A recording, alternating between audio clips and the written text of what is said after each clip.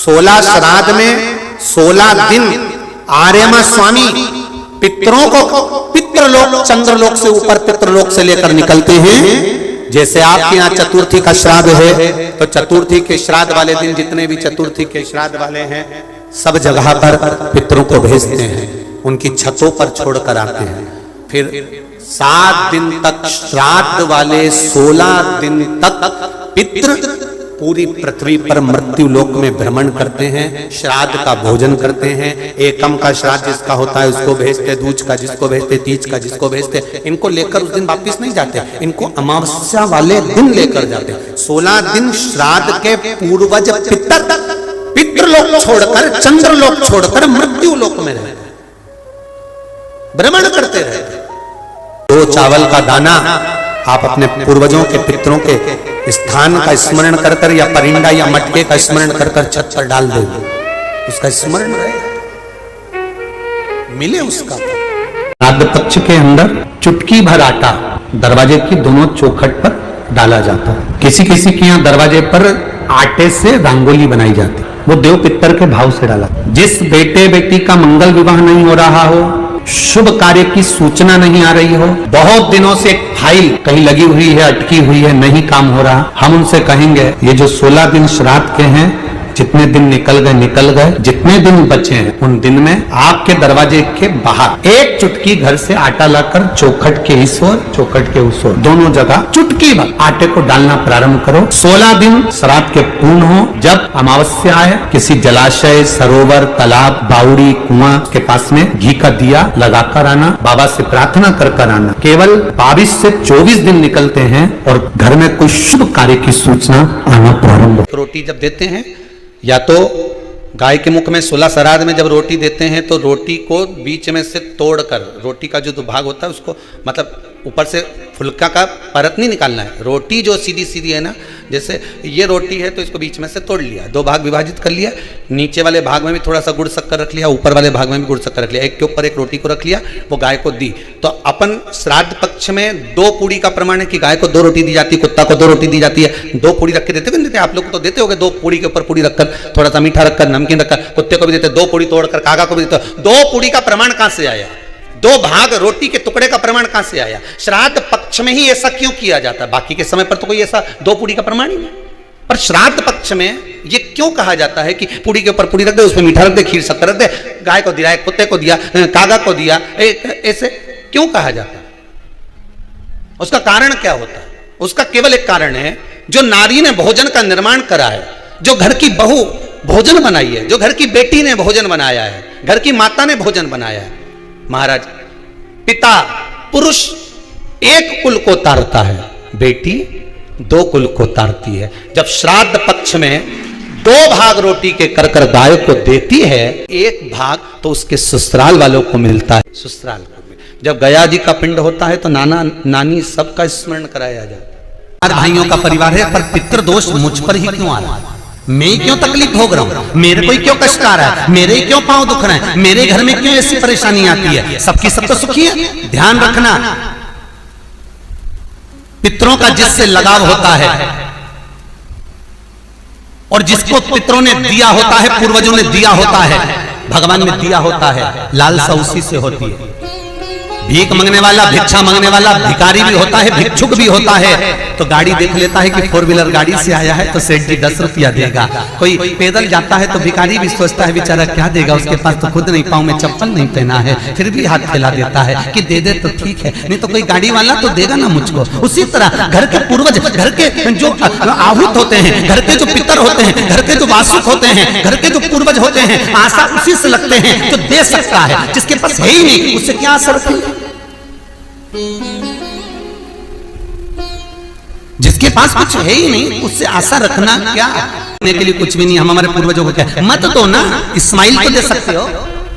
जिस दिन तुम्हारे पूर्वजों का श्राद्ध है, तुम्हारे पास में खिलाने के लिए अन्न नहीं है, तुम्हारे पास देने के लिए दान नहीं है, तुम ब्राह्मण को घर में नहीं बुला सकते, कुछ भी नहीं दे सकते, तुम्हारे पास देने के लिए वस्त्र नहीं, आभूषण नहीं, कुछ भी नहीं, मत दो। निवेदन है बस चेहरे पर प्रसन्नता रखकर एक निवेदन है कि चेहरे पर प्रसन्नता रखकर उस दिन अपने पूर्वजों को याद जरूर करना और कह देना कि आप ही का दिया हुआ है जो हम खा रहे हैं, हम पर करुणा करना। हमारे पास कुछ भी नहीं है, डब्बे में से गुड़ या शक्कर निकालकर अरे गैस को लाइटर से जलाकर उसकी अग्नि में छोड़ देना, पर 2 दाने शक्कर के छोड़ना जरूर, जिससे वो जीवात्मा दरवाजे पर आकर भूखी ना जाए, उसके मुख में कुछ तो चला जाए और वो जीवात्मा तुम्हें आशीर्वाद दे जाए। तुम्हारे पास कुछ ना हो तो इतना तो दे सकते हो साहब, स्माइल तो दे सकते हो, प्रसन्नता तो दे सकते हो, मीठी वाणी तो दे सकते हो, अपने पूर्वजों को याद तो कर सकते हो, अपने इष्ट को याद तो कर सकते हो, जिसने दिया है उसका गुणगान तो गा सकते हो। श्राद्ध पक्ष में विषकपि अवतार का महत्व क्या है?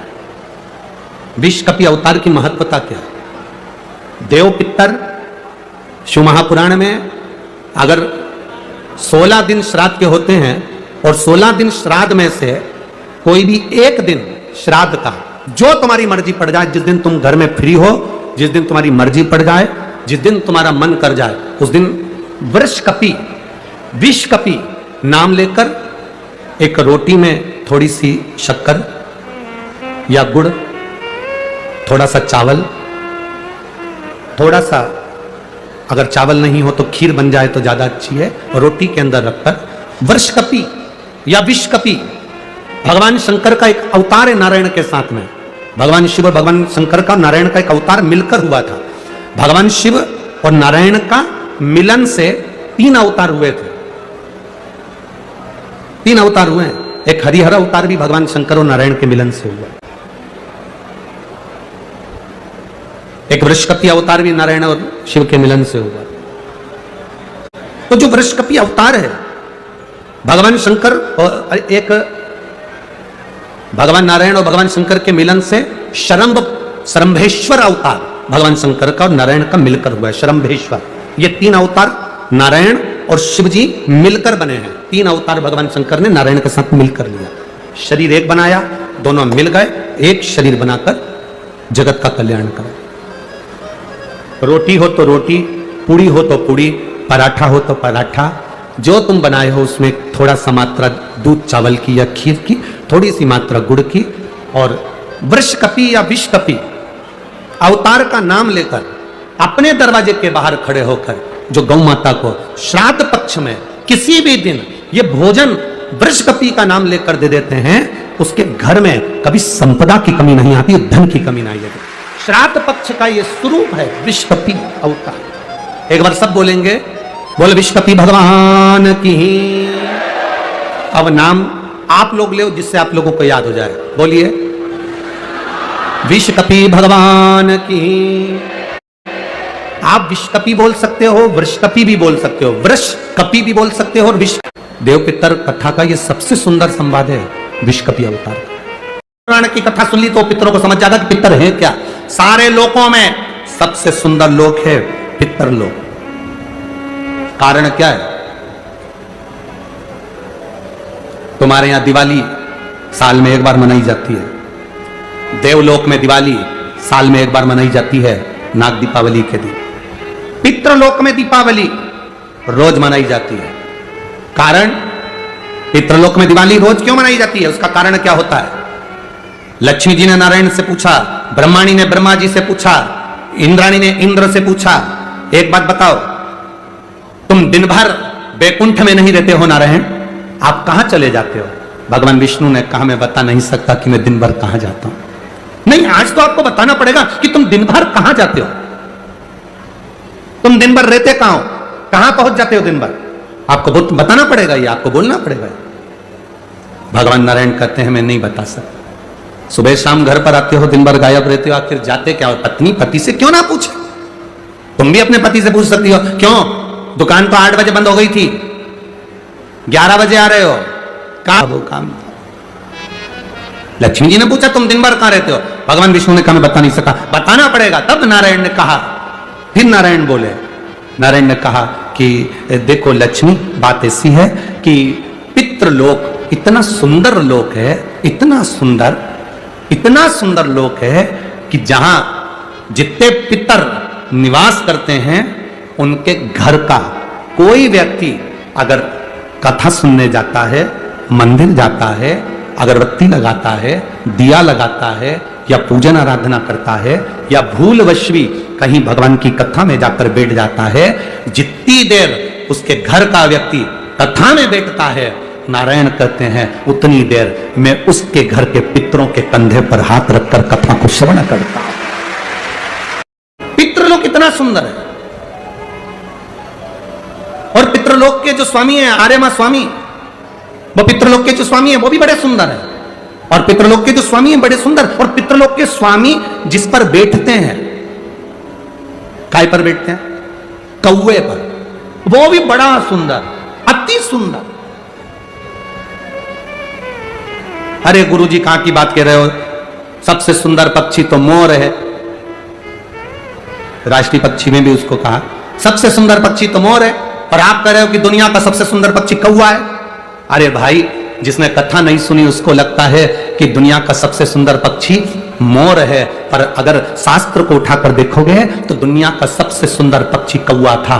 पहले नंबर पर सफेद, सुंदर, अति सुंदर, कौवे के आगे कोई पक्षी नहीं था। वो तो ब्रह्मा जी ने पृथ्वी पर यज्ञ करा, और पृथ्वी पर जब यज्ञ करना चाहा ब्रह्मा जी ने, तो उस समय पर ब्रह्मा जी ने कहा मुझे इस पृथ्वी पर यज्ञ करना है, इस जमीन को लीपने के लिए अमृत की जरूरत है। जैसे अपन गाय का गोबर लीपने के लिए लाते हैं, वैसे ब्रह्मा जी ने कहा इसको लीपने के लिए अमृत चाहिए। अमृत कौन लेकर आएगा?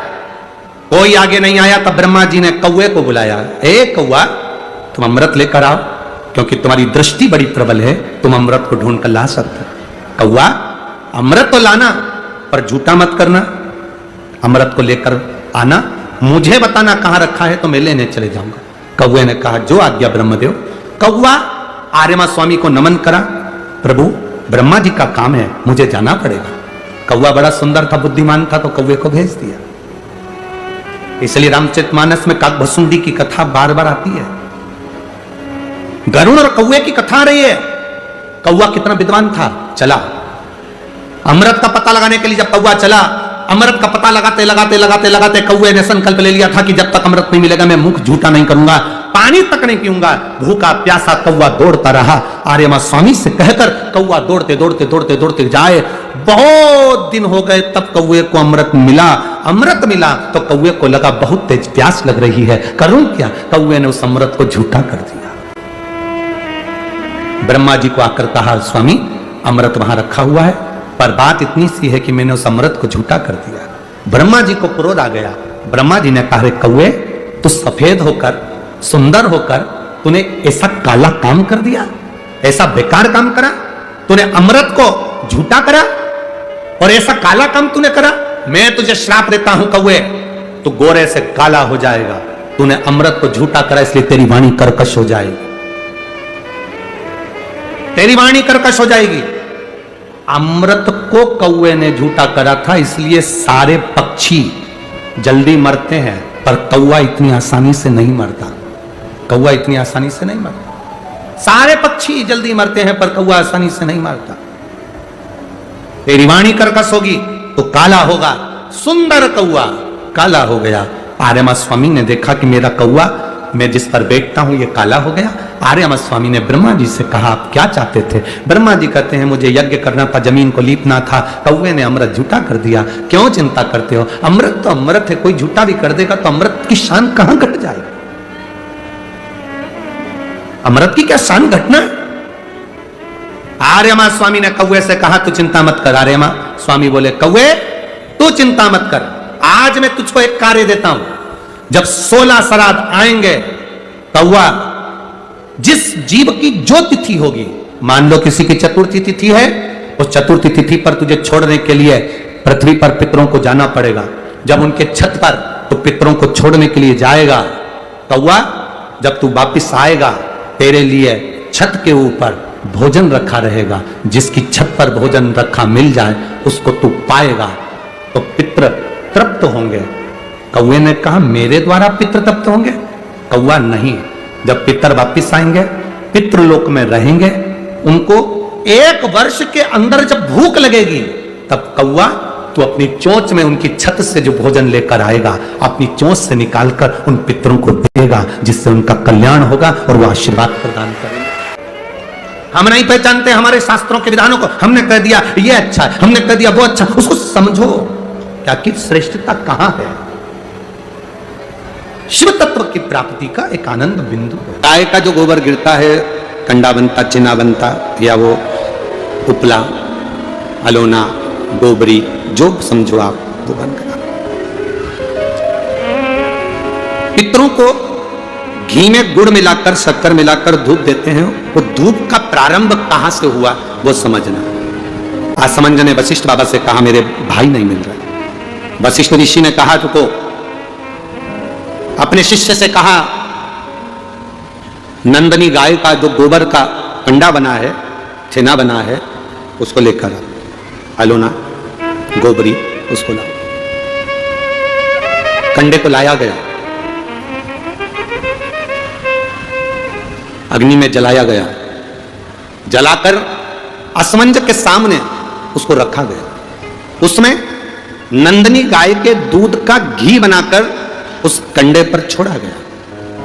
कंडे में से जो धुआं निकला, जो धूप निकली, जो तरंग निकली, जो सुगंध निकली, वशिष्ठ बाबा ने असमंज से कहा सुनो, ये तरंग, ये धुआं, ये गंध इस कंडे की, गाय के गोबर के कंडे की, उस घी की तरंग जहां जा रही है वहां तुम जाओ, इस तरंग, इस सुगंध के पीछे पीछे जाना, तुम्हें तुम्हारे भाई प्राप्त हो जाएंगे। असमंज उस तरंग सुगंध के पीछे पीछे पीछे पीछे पीछे पीछे खुशबू लेते हुए सुगंध धुएं के पीछे पीछे जाने लगा। जाते जाते जाते जाते कपिल मुनि के आश्रम में असमंज पहुंच गए। सुगंध, जो कंडे पर धूप दी थी, घी छोड़ा था, नंदनी गाय का जो घृत छोड़ा गया था, उसकी गंध से कपिल मुनि के आश्रम में राजा रुक गए। असमंज उस गंध को वहीं पर जानकर उन्होंने देखा यहां पर जरूर मिलेंगे। तब कपिल मुनि मिले और कपिल मुनि से मालूम पड़ा कि मेरे 60,000 भाइयों ने कपिल मुनि पर घोड़े के चोरी का, अश्व की चोरी का इल्जाम लगाया था, अश्वमेध यज्ञ के अश्व की चोरी का इल्जाम लगाया था, इसलिए ये 60,000 कपिल मुनि के आश्रम में जलकर भस्म हो गए, 60,000 राख के ढेर बन गए। असमंज ने कपिल मुनि के हाथ जोड़ लिए, गुरुवर मैं आपको नमन करता हूं, मेरे भाइयों से गलती हो गई, आप पर चोरी का इल्जाम लगा दिया, निवेदन केवल इतना है कि अब मेरे भाइयों का कल्याण कैसे होगा, ये मेरे 60,000 जो भाई मरे हैं इनकी मुक्ति कैसे होगी, इनका मोक्ष कैसे होगा।